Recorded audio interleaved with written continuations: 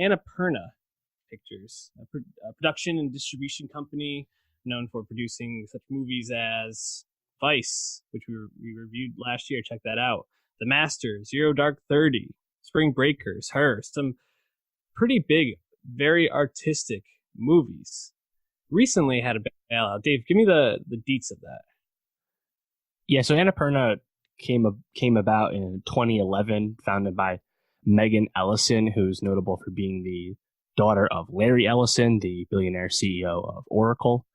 And Megan Ellison sought out to have Annapurna be a place for auteur-driven films. And she, as you said, she made a lot of good movies, or financed a lot of good movies, distributed a lot of good films.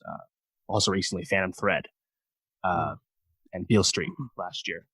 Yeah. And the thing is, Annapurna has kind of been held up, alongside like A24 and more recently like Neon as these smaller distributors, not among the big ones, not your Paramounts, your Lionsgates, your Universals, your Disneys, your Foxes, right?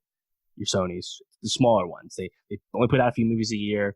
They're not financing blockbusters, but you generally look at them as a mark for quality because they're picking good movies from good people with good talent. And the problem with Annapurna has been that it's been known for a while that they just have not been doing well financially because a lot of their movies have just been losing money. And a lot of insider chatter about the choices Megan had made with the film she chose to finance and push through. And then it obviously came to a head where they were exploring bankruptcy.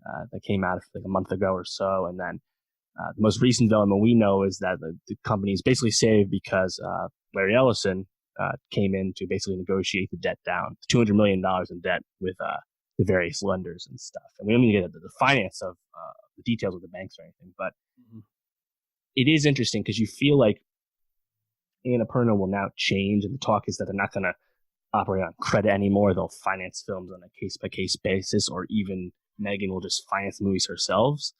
But I think they're going to change in their decisions, which probably is not great for the hardcore film fan like you or me, because they're just going to be more, Annapurna's going to be more risk averse now because they financially need to be. And movies like The Sisters Brothers that came out last year with Joaquin Phoenix and John C. Reilly, this critically adored Western period film that just did not find an audience at all and lost tens of millions of dollars. Everyone else thought that was a bad bet, but Megan financed it anyway. Is that movie going to get financed now? And if it doesn't, it just doesn't get made anymore. So I think it's a bit of a death nail for the mid-tier, the mid-budget movie that just doesn't succeed at the box office anymore, because now it looks like we're not going to see them made as much, which does suck. Yeah, it's a bit it's a bit sad, but I think it's also a testament to this box office this summer and just in general being not as strong. The summer's been especially tough in terms of like good movies, and it's been buoyed by some major films this year. But overall, I keep going back to the conversation I think we had a year ago about this similar topic of what's going to happen to those mid-tier movies. And like you just alluded to, they're probably going to go away or just become very rare. Well, what does that do for movie making? Does it make it just these mega box office hits, or the tiny art films that are $1 million budget, barely that? It feels like there's a whole there's going to be this huge chasm that has to be filled by something. And now Annapurna in particular has been tour driven, and I think Megan Ellison has been making smart choices in terms of directors she's been working with. Even the ones you listed off there, the movies there, it's I think 3 of the 4 you mentioned were Oscar nominated, and just really impressive. But I feel like something has to move in and take advantage of that. Now, A24 obviously is a very, building respect. It's a newer production company that's been making a lot of noise in the last couple of years with some of its choices. I feel like something has to kind of come in and fill that gap so that these mid-tier movies can continue. I don't just foresee them going away, but I also don't know what is going to fill that. Yeah, and actually, it's kind of concerning. It's kind of, I guess, happening in tandem with this now is Fox Searchlight is now under the purview of Disney.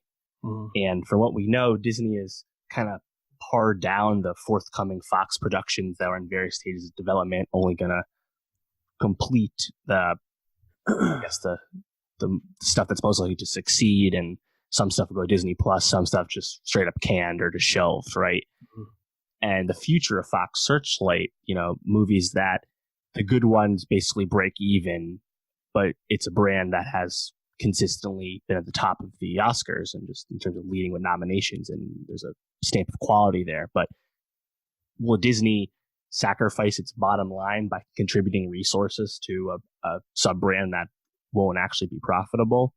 Because if Fox Searchlight also goes away and Annapurna has to be more conservative, then we're really even in a tougher spot, because A24 is fine. They have their deal with Apple to buoying them, but A24 also goes for movies that cost nothing, and they do platform releases, and they generally they spend low on marketing. It's usually very internet driven. So A24 is already being conservative in how they approach all of this. So I think that we know Annapurna will survive for now.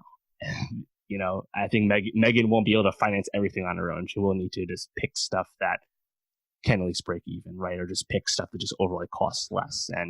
But yeah, I mean, movies that cost $40 million, $50 million, it's just harder and harder to see a path to success, especially in this box office climate. So the ink is not dry on this phenomenon. But Annapurna, they gave away the rights to Hustlers, that Jennifer Lopez movie with Cardi B and Constance Wu coming out in a week or two. Yeah. And they even gave up Bombshell, the Roger Ailes story movie with that stacked cast already. And that feels like something they should have stuck with. But I guess after Vice, they're like, now we should maybe wait, which is weird because Vice is considered a financial failure for Annapurna, even though it was talked about a lot and still nominated for a lot of Oscars, including Best Picture. So tough stuff overall, but we'll see what happens. It feels like there's an opportunity for something like Amazon. And I think I mentioned this when we talked about last time, to really fill that void. We talked about how they're kind of in no man's land, it seems like, with their streaming service.